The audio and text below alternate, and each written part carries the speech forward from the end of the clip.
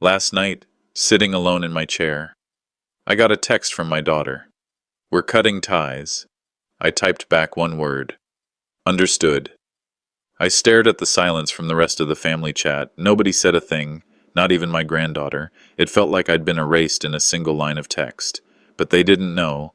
I still kept every deed, every record, every truth locked away, untouched. And 24 hours later, when I heard her knock at my door, I knew this wasn't just about family. It was about my home, my dignity, my life's work. What did she want after telling me I was no longer her father? You'll have to follow my story until the end to find out.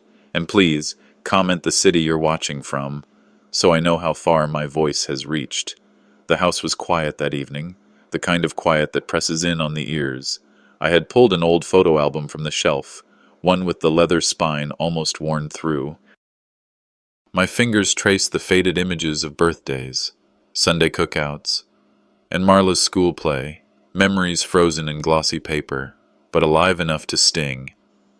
The buzz of my phone broke the stillness. A message lit up the screen. It was from Carla. "We're cutting ties." No greeting, no explanation, just those 3 words, sharp as a blade. For a moment, the room seemed to shrink around me.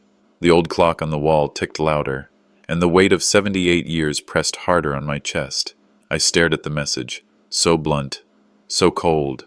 My thumb hovered over the screen, but only one word felt possible. Understood. I hit send. The reply looked pitiful, but it was all I had. Silence filled the room again, but this time it wasn't peaceful. It was the silence of being dismissed, of being erased. The family group chat lit up soon after. Blue dots flickered as relatives read Carla's words. No one said anything. Not a single defense, not even a half-hearted, "What's going on?" They all saw, but no one intervened. Marla's name appeared with the tiny gray check marks. Read. Then, nothing more.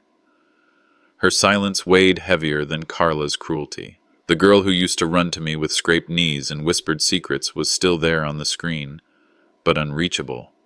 I told myself she must be caught between her mother and me, but that did little to dull the sting. I sat in my chair, hands trembling over the armrests, listening to the phone hum occasionally with other notifications. None of them mattered. The night dragged on, and I couldn't stop the flood of memory. I thought of the years bent over engines, the grease under my nails, the nights I stayed late at the shop so Carla could have new shoes for prom or tuition for college. That house I still lived in, my house, had been bought with every spare penny from those years. I pictured the day I first handed Carla her diploma, her smile, her promise to always look out for you, Dad. Now, all those sacrifices felt like they'd been erased by a single message. A faint stirring inside reminded me it wasn't just hurt I felt. It was insult. A deep one. Something in me was waking up. And it wasn't surrender. I turned off the lamp and sat by the front window, the house dark, except for the glow of the streetlights outside. The neighborhood was hushed, only a dog barking a few houses away. The word understood replayed in my head like an echo bouncing through an empty hall. Was it surrender?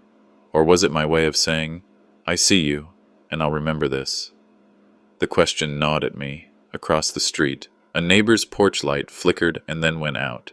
The image sharpened the loneliness already clawing at me. An old man alone in his own home. The world of family sealed off by a single sentence. Still, Shay, there was a spark under all that silence, something that felt like the start of anger, buried but alive. Morning crept in slow, the way it does when sleep never really comes. I had dozed in the chair by the window, watching shadows stretch and fade. Then the sound of tires on gravel jolted me awake. A car pulled into my driveway. I didn't need to see the plates to know. I knew that car, and I knew the woman stepping out of it. Carla. Her hair caught the morning light as she shut the door and started walking toward me, heels sharp against the pavement. My hand gripped the arm of the chair until my knuckles went white. And just like that, the woman who had cut me off in words was now standing at my door. The knock came steady and deliberate, cutting through the stillness of the morning. My hand lingered on the doorknob longer than it should have, heavy with hesitation. When the door opened, there she was. Carla. Her face showed no hint of apology, no trace of regret for the words she had carved into me less than a day ago. She stood poised, arms folded across her chest as if she were here on business rather than to see her father. "Dad," she said flatly, with a nod more suited to a stranger than blood. The word caught in my throat before it left my lips. Carla. The silence between us weighed heavier than the door I had just opened. She stepped past me without waiting for an invitation, heels clicking against the hardwood floor. The air shifted, filled not with warmth, but with a tension that coiled around the room. Carla's eyes swept across the space, not with nostalgia but with calculation. "You've kept the place tidy," she said, running her fingers along the edge of the mantel. Her tone was casual, detached, as if she were evaluating the house, not visiting her father. Her gaze lingered on the furniture, on the photographs that still dotted the shelves, but never on me. I stood by the window, watching her move through the room like a realtor on tour. The words she had texted the night before burned in my mind, but she didn't acknowledge them. Not even a hint that the knife she'd driven in had pierced deeper than any wound a stranger could inflict. Her hand stopped at the bookshelf. She pulled down one of the albums I'd left there after last night. I watched her thumb through the pages with a disinterest that made my chest tighten. Then my eyes caught it. A page with the family gathered around the grill one summer, only I wasn't there. The space where I should have been had been cut out, a clean slice with scissors. My absence was sharp, deliberate, undeniable. The room tilted. Breath caught in my lungs as humiliation spread through me. Carla shut the album with a snap and slid it back onto the shelf as if it were nothing more than clutter. "You should really get rid of these old things," she muttered. Heat rose in my face. My voice faltered, but the words came anyway. "Someone cut me out." She didn't look at me, didn't answer, just moved on. I sank back into the chair as she circled the room. "How's Marla?" The question left me softer than I intended, laced with hope. Carla glanced at me, then shrugged. "Busy. College. You know how it is. She doesn't have time to come around." The dismissal was as sharp as the scissors that had carved me from those photos. The truth wasn't in her words, but in her intent. To put distance between me and the one person who still carried light in my world. The fear settled deep in my gut. It wasn't just my image being erased from albums. It was my presence being erased from the people who mattered. Carla stood abruptly, smoothing the sleeve of her coat. "Dad," she said, with a tone that hinted more at authority than care. "Maybe it's time you think about moving out. This place is too much for you." The arm of my chair bore the force of my grip, nails digging into worn fabric. My lips parted, but the words stayed lodged in my throat. Her eyes swept over the room one last time, then back to me. Her words weren't advice. They were an eviction notice in disguise. The silence of the house lingered long after Carla shut the door behind her. The words she had dropped before leaving still pressed against the inside of my chest like a heavy stone. "Maybe it's time you think about moving out." They weren't words of concern, not even advice. They were reconnaissance, a careful testing of ground to see how far she could push. Sitting alone in the living room, the echo of her heels fading down the driveway. The thought rooted itself deeper. She hadn't come to see me. She had come to see the house. I leaned back, staring at the ceiling where the plaster showed faint lines of age.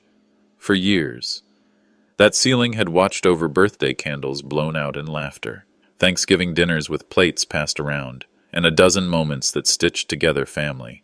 Now, every creak in the wood sounded less like comfort and more like threat. By late afternoon, the sound of another engine idling outside drew me to the window. Dante's car. The man had never once shown up without Carla by his side, and yet here he was, stepping out as if he owned the driveway. He carried himself with the kind of smooth confidence that belonged more in a sales office than a home. When I opened the door, Dante flashed a smile that never reached his eyes. "Just thought I'd check in. Lowell," he said, his tone too light. "See how you're doing." I motioned him inside, though every instinct told me to leave him on the porch.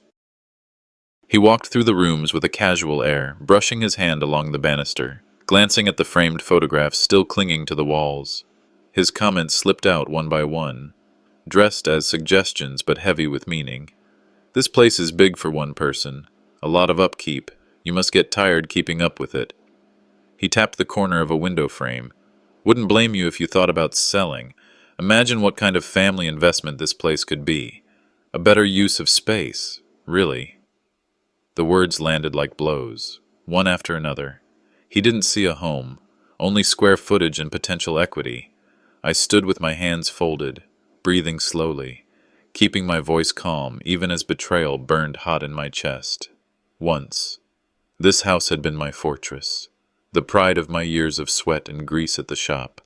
Now, in their eyes, it was already theirs to bargain over. When Dante finally left, I remained by the door longer than I should have, listening to the hum of his car fade down the street. I told myself not to let it eat at me, but deep inside, something had cracked. Later that evening, I stepped out into the yard to breathe the cool Ohio air. The sound of voices drifted from the sidewalk, neighbors chatting near the fence. I caught fragments of their words, enough to stop me cold. They say he's slipping. Carla mentioned Alzheimer's. Poor man doesn't even know it yet. A laugh followed, light but sharp. My stomach turned. Carla had gone beyond cold words and veiled threats. She had chosen to poison my name. It wasn't just inside these walls anymore. It was out in the neighborhood, whispered into ears that once waved to me with respect. For years I had been the man people brought their broken engines to, the one who could coax life back into rust and ruin. My mind had been my craft, steady and precise. To hear it dismissed as fading, to have others look at me as if I were less than whole, it stripped me bare. I retreated to the small workshop tucked at the back of the house. The smell of oil and steel still lingered, faint but familiar. My tools sat in neat rows, each one carrying the memory of jobs done right, of problems solved by steady hands. I ran my fingers across the worn handle of a wrench, reminding myself of what these hands had once built and repaired. If anything proved the lie in her gossip, it was this. Clarity still lived in me. My mind hadn't dulled. My daughter's ambition had sharpened. Sitting there, surrounded by the echoes of a life's labor, the sorrow that had weighed me down began to shift. This wasn't misunderstanding. This wasn't a daughter who didn't know better. This was a plan, piece by piece. She was dismantling me, starting with my dignity, aiming for my home. The phone buzzed on the workbench beside me, jerking me out of thought. A message, relayed not from Carla this time but through a neighbor, reached my eyes with a chill. Carla says her dad can't make decisions anymore. The words sat heavy, more final than any insult before. It wasn't just rumor, it was groundwork, a story she was building, brick by brick, to erase me before I had the chance to stand. I set the phone down slowly, forcing my breath to steady. For the first time since all of this began, sadness gave way to something else. Not rage, not panic, but a quiet determination that settled deep, like steel under fire. They want me erased, I whispered to the stillness of the room. I won't let them. The battle for my home and my name had just begun. The night had stretched on, restless and long. By morning, the house felt heavy, every wall listening, every floorboard remembering. Carla's words still lingered, not as concern, but as command. Maybe it's time you think about moving out, in the quiet hours after breakfast. I opened the closet in my bedroom and reached for the old lockbox tucked behind a stack of winter coats. The metal was cold against my hands, dust gathering in the seams. With a slow breath, I slid the key into the lock. Inside, my life waited in papers, property deeds, carefully folded bank records, the savings account that Evelyn and I had once guarded together, letters she had written to me when Marla was born, her handwriting soft, looping, alive, holding those letters. Grief swept in like a tide, but beneath it was something stronger. These weren't just papers. They were anchors, proof that I wasn't a confused old man, but a man who had built and guarded something worth keeping. As I placed the letters gently back, my chest tightened. Carla's visit, Dante's smooth talk, and the venom of those neighborhood whispers all connected now. This wasn't random cruelty. It was planned. Sitting on the edge of the bed, the realization settled like iron. They wanted the house. And to get it, they had to erase me. Rumors of Alzheimer's weren't accidents. They were weapons. And if I lashed out blindly, they would only point to it as proof. Silence. Then, silence could protect me. But silence wouldn't mean surrender. By noon, I slipped on my jacket and drove across town to a diner I hadn't stepped into in years. The bell over the door jingled the same as it always had. In a corner booth sat Evelyn Speck, her hair now streaked silver, but her eyes as sharp as the day she'd argued cases in court. She looked up, her face softening when she saw me. "Lowell," she said, reaching across the table. "It's been too long." I sat opposite, the warmth of the coffee between us grounding me. The words spilled out, Carla's text, her visit, Dante's hints about selling, the lies whispered into the neighborhood. Evelyn didn't interrupt. She listened, her chin resting on her hand, eyes steady as if weighing every detail. When I finished, the silence stretched, and then she spoke. "Lowell, I've seen this before. Families who mistake love for leverage, your silence, used the right way, can be your shield. Don't fight every word. Collect them, every slip, every document, every witness. When the time comes, you'll need more than anger. You'll need proof." Her words pierced the fog I had been trapped in. Proof. I had it in my lockbox, in my memory, and now, in her counsel. For the first time in days, hope flickered. Someone believed me. Someone saw the truth. She leaned forward, voice firmer. "Keep your calm. Gather everything. Let them think you're weak. Silence will make them careless." Driving home, I replayed her advice. The house, once a burden of memory, now felt like a fortress again. Outwardly, I would remain still, but beneath, I would sharpen my defenses. That evening, I sat in the dim light of the living room, papers from the lockbox stacked neatly on the coffee table. Each page was another brick in the wall I was quietly building. The clock ticked, steady, patient, as if in rhythm with my new resolve. Then, the phone buzzed. A new message from Carla lit the screen. "We need to talk about the future of the house." I set the phone down slowly. My hand gripped the arm of the chair, but this time not in despair. The corner of my mouth tightened, not in fear, but in readiness. The war for my home had just shifted from whispers to declarations. The mailbox creaked as I pulled it open. Inside lay a thick envelope, heavier than bills or catalogs. My name was scrawled across the front in Carla's handwriting. I stood at the curb a moment, the autumn chill slipping through my jacket, before I carried it inside. At the kitchen table, I slid a finger under the seal. A packet of typed pages spilled out, the language neat, sterile, cold. It wasn't a letter from a daughter, it was a proposal. Transfer of deed, simplification of assets, family stewardship. All dressed up in legal jargon that boiled down to one demand. Give them the house. The words blurred for a moment as my eyes traced the lines. My life's work. Decades of late nights and aching hands. Reduced to paperwork in a manila envelope. Hurt tightened in my chest. But anger wasn't far behind. This wasn't simplification. It was erasure. The phone rang. Carla's voice came through, crisp and rehearsed. "Dad, I hope you saw the documents. It's really just to help you. You're not in shape to handle all those legalities anymore." Her tone was syrup over steel, patronizing and dismissive. Each word dripped with control. I didn't argue. Silence weighed heavier than anything I might have said. She kept talking, filling the gap, explaining how easy it would be, how much safer things would be if she and Dante handled everything. When the call ended, the house felt smaller, airless. I placed the envelope back on the table and stared at it until the afternoon light shifted across the floor. Then I gathered the papers and drove to meet Evelyn. She sat behind a borrowed desk in a quiet office space, her glasses low on her nose. Evelyn flipped through each page slowly, marking the margins with her pen. Finally, she looked up, eyes sharp, This isn't simplification, Lowell. This is dispossession. Look here. Vague clauses, pressure language. They're trying to corner you. I nodded, throat tight. She said it was to help me. Evelyn leaned forward, voice steady. Help isn't forced. Don't confront her yet. Gather everything. Let them think you're going along, but don't sign a thing. Her words steadied me. Anger still burned, but now it carried weight. Direction. The next evening, Carla called again, urgency creeping into her tone.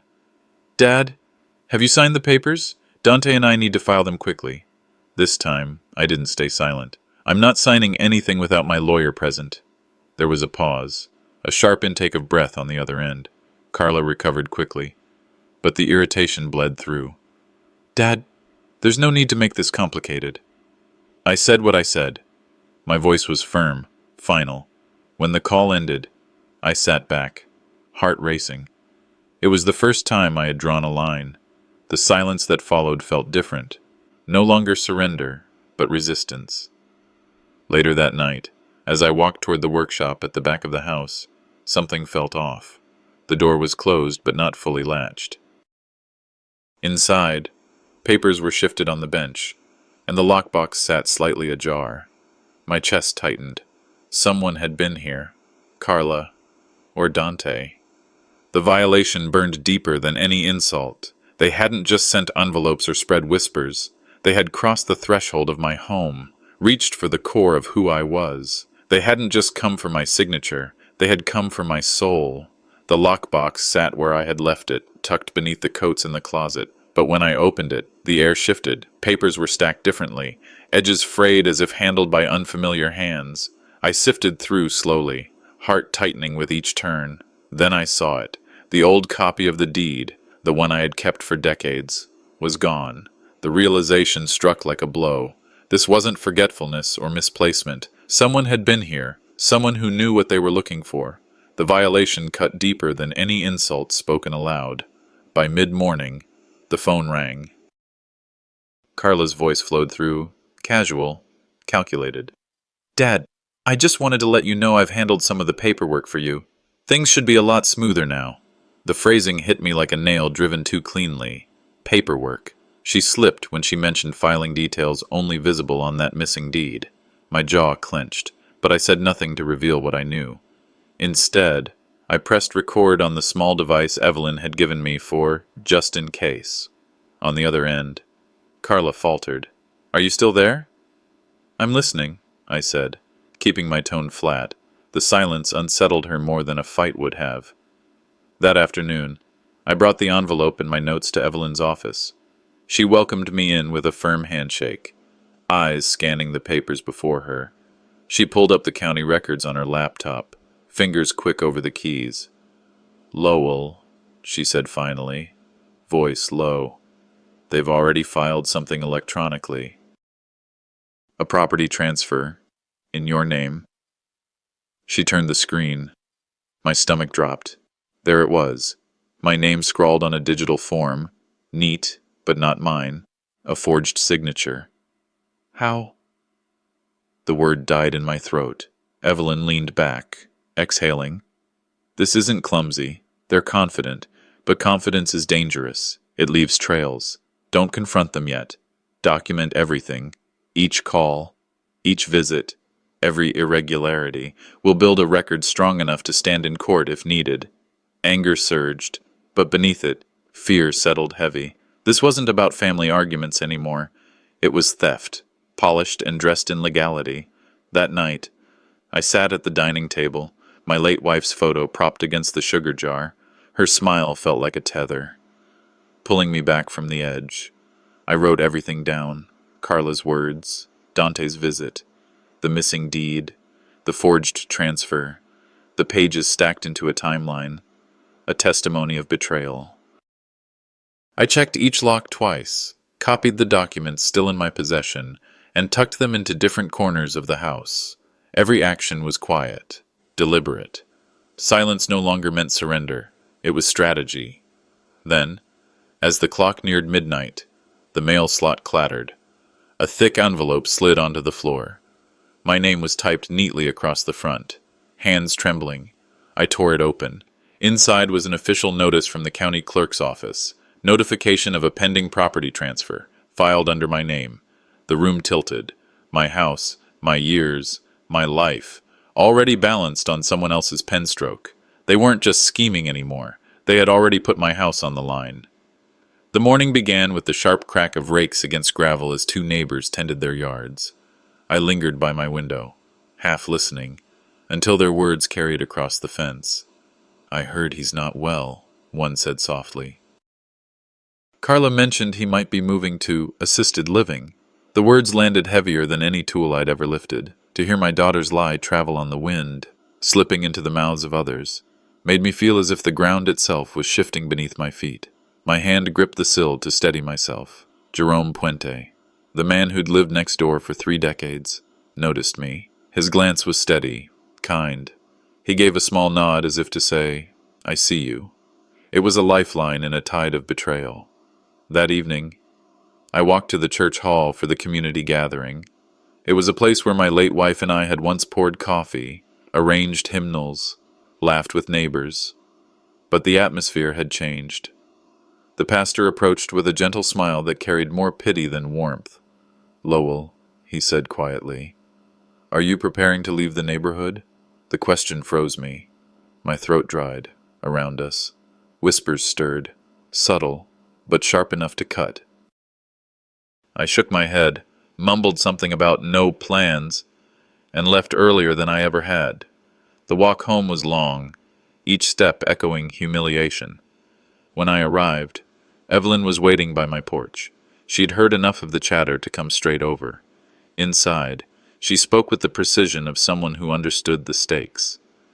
"Carla's campaign isn't just family talk," she warned.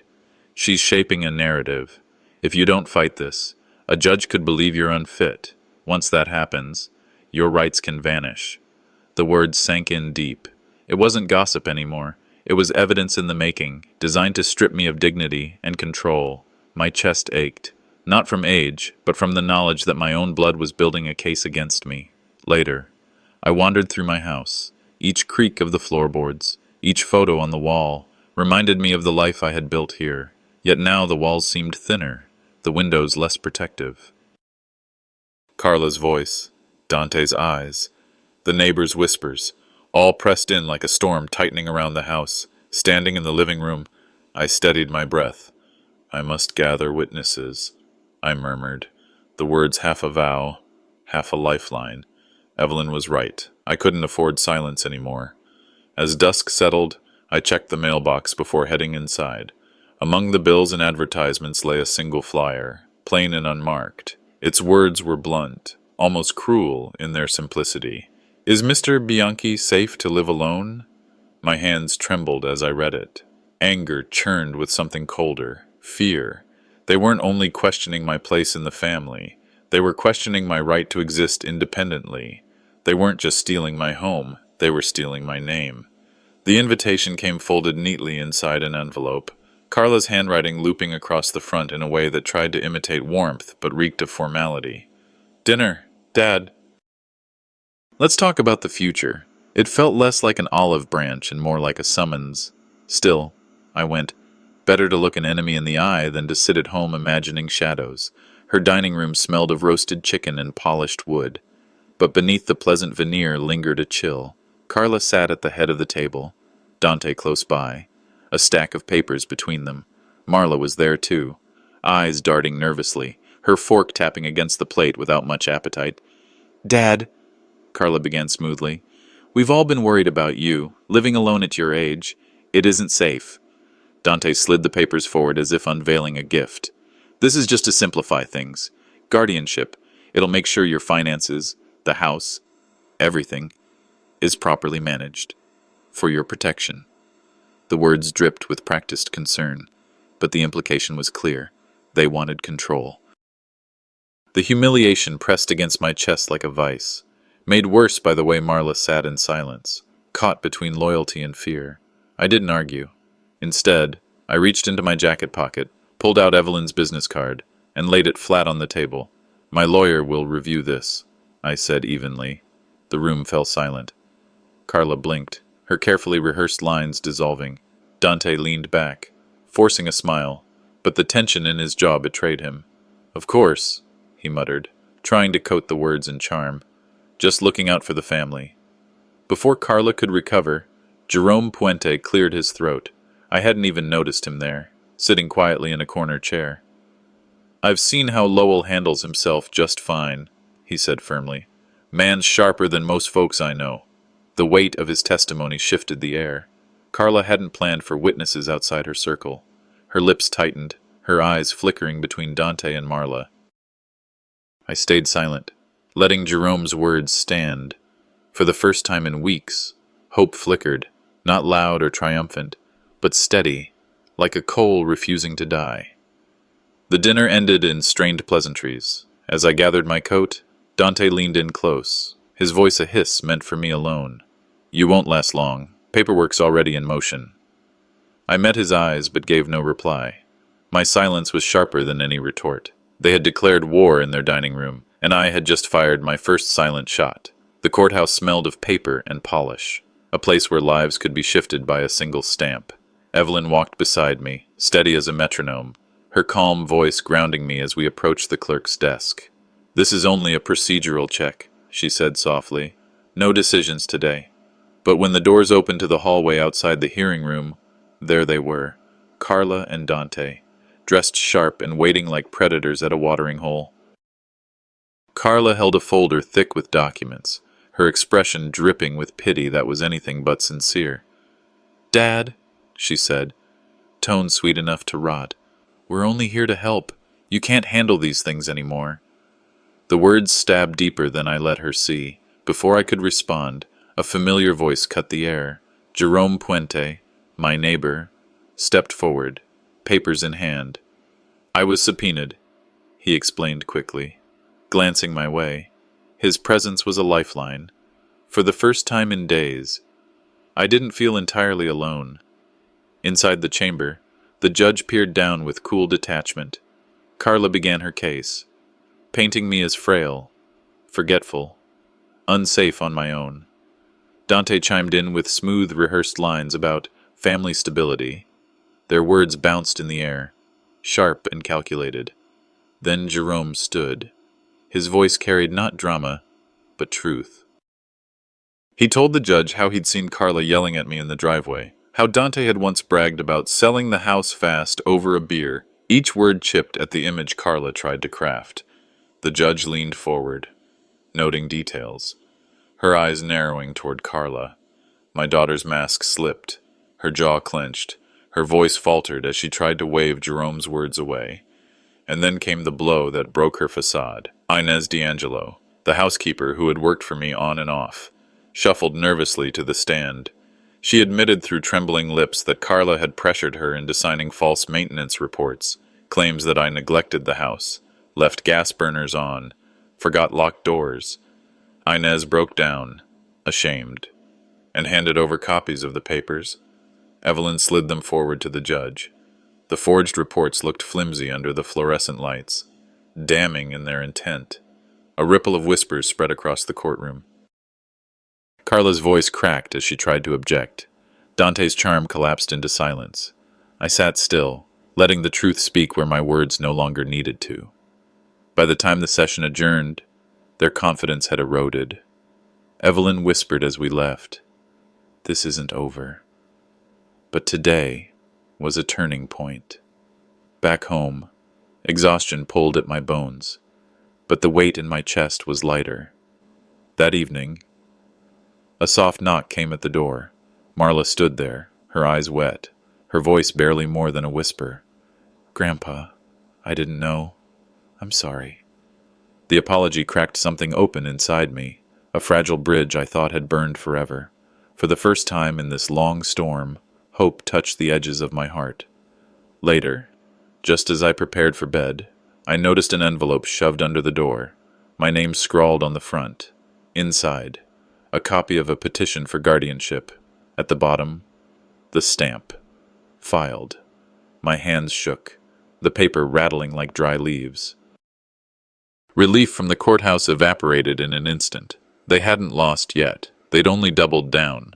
The phone rang before the sun had fully lifted above Cleveland. My hand trembled as I picked it up, half expecting more whispers from the night. But it was Evelyn's voice, firm and urgent. "Lowell," she said without preamble. "They've filed guardianship petition, hearings in 1 week."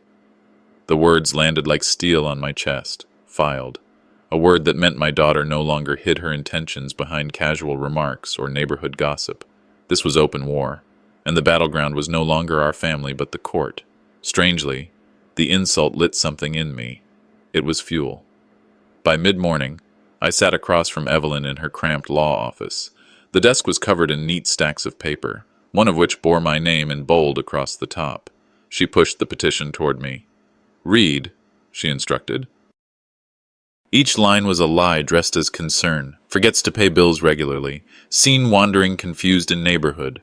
Unsafe to live alone. My own daughter painted me as a ghost of a man I wasn't." Humiliation flushed my cheeks, but beneath it burned anger. Anger at how easily words on paper could erase decades of living, building, raising. Evelyn's voice steadied me. "This is what they'll argue. But remember, we'll dismantle it one claim at a time." That evening, when the house was quiet, Marla slipped in like a shadow. Her eyes were red, and her hands shook as she sat beside me. "Grandpa," she whispered. "I heard them, Mom and Dante. They were laughing. They said, once the court declares him unfit, he won't even own his shoes." Her voice cracked, and tears spilled down her face. She gripped my arm like she was afraid I'd vanish. "I can't let them do this to you. I'll stand with you in court." The words warmed a part of me that had been frozen.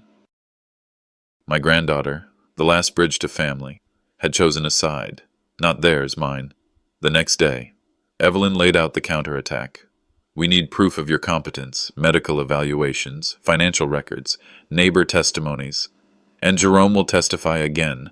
This isn't about shouting louder, it's about showing the truth."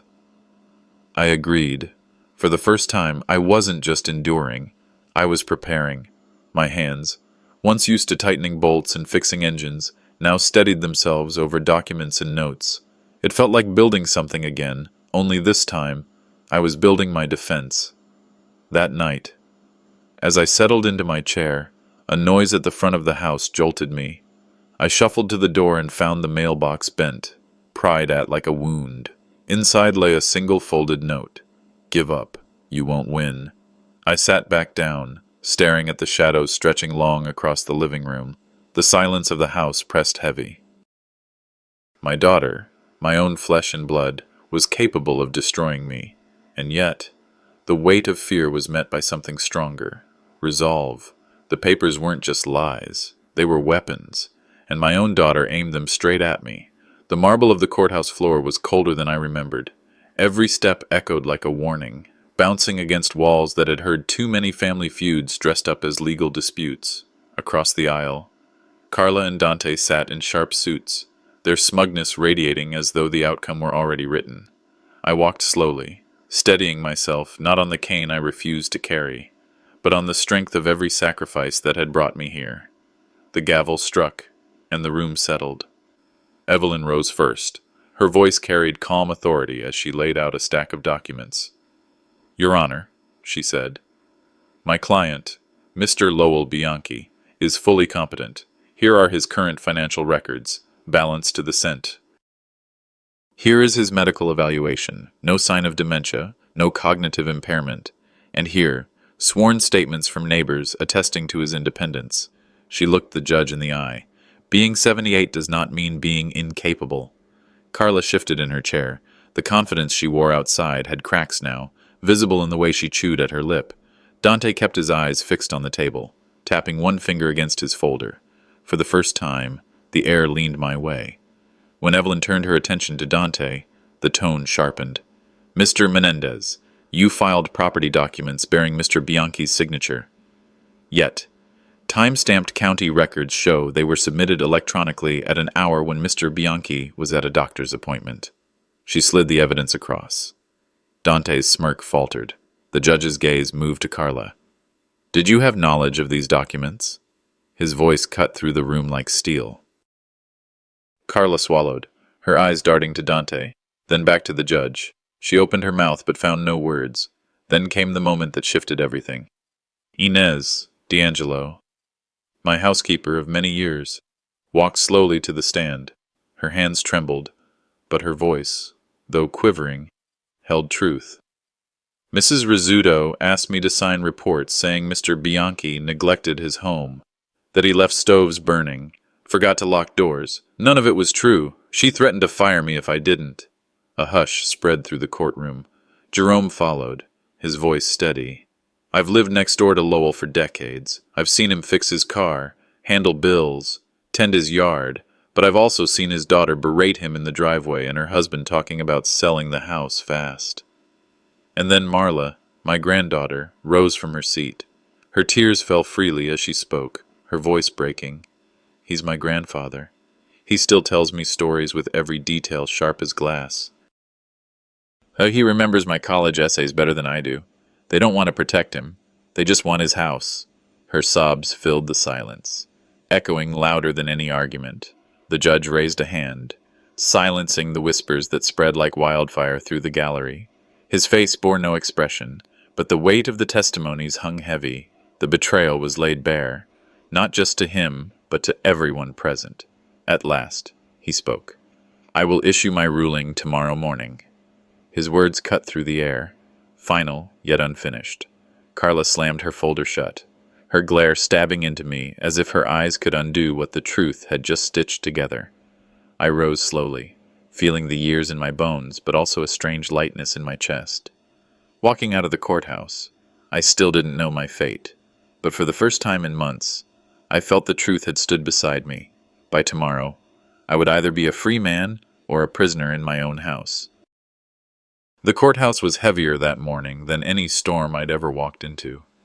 The marble hall buzzed with whispers, neighbors, reporters, strangers all waiting to hear whether an old man would be declared unfit to live in his own home.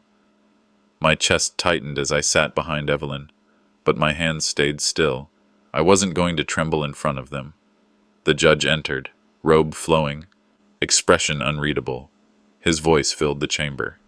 After reviewing the evidence and testimony, a pause so sharp it cut through me. This court finds Mr. Lowell Bianchi fully competent, of sound mind, and not in need of guardianship. For a heartbeat, the words hung in the air, then they sank in. Relief surged through me like air returning to lungs starved too long. Across the aisle, Carla's face drained. Dante's jaw tightened. Their petition was denied. The judge wasn't finished. He leaned forward. Furthermore, this court is referring the matter of forged property documents to the county prosecutor's office.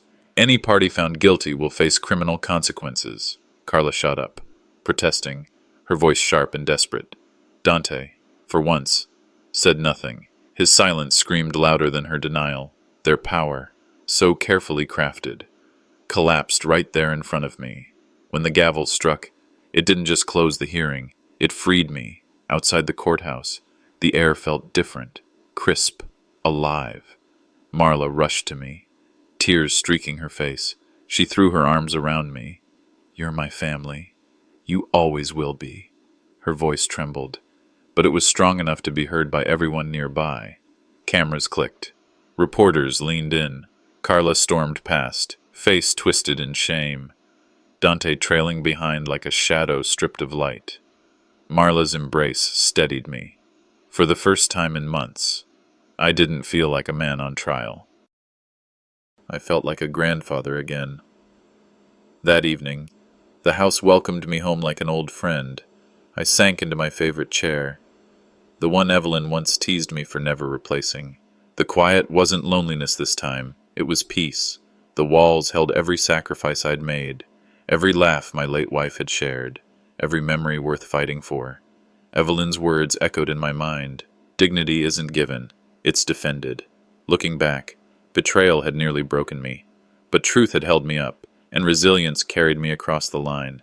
As the sun dipped low, painting the living room in soft gold, I thought of the lesson carved deep into me. Age doesn't erase us. Family may wound, but love, true love, can still heal. Dignity is something no court, no lie, No greedy hand can steal if you refuse to surrender it. The door creaked open, and Marla stepped in, her smile tentative but real. "Grandpa," she asked softly, "want to join me for dinner tonight?" Warmth spread through me, steady and quiet. The battle was over. What remained was life, messy, painful, but still mine to live. In the end, I kept my home, my dignity, and most importantly, the love of the one granddaughter who never let me go.